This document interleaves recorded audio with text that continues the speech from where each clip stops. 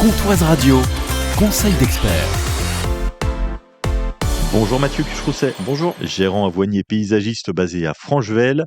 Et si l'hiver était le vrai printemps des plantes? En effet, on se rend compte en hiver que tout semble endormi. En réalité, l'hiver est essentiel pour les plantes. C'est un moment de repos profond, un peu comme une hibernation végétale. Elles ralentissent leur activité, économisent leur énergie et se préparent pour repartir au printemps. Ce temps de pause permet aussi à certaines graines d'atteindre les bonnes conditions pour germer. En fait, l'hiver, il se passe plein de choses, mais qu'on ne voit pas. Oui, beaucoup de choses invisibles en réalité. Les arbres caducs retirent leur sève des feuilles vers les racines, les vivaces disparaissent en surface mais gardent surtout leurs réserves sous terre, et certaines plantes ont besoin d'un passage prolongé au froid pour enclencher la floraison au printemps. C'est la vernalisation. Donc même si tout semble figé, le jardin travaille en silence. Ouais, mais alors du coup, est-ce qu'il faut que nous, on intervienne, qu'on travaille avec les plantes? Oui, on peut intervenir, mais plutôt doucement. On peut protéger les plantes fragiles avec du paillage, les arômes par exemple. On peut éviter les tailles sévères, sauf sur certaines espèces.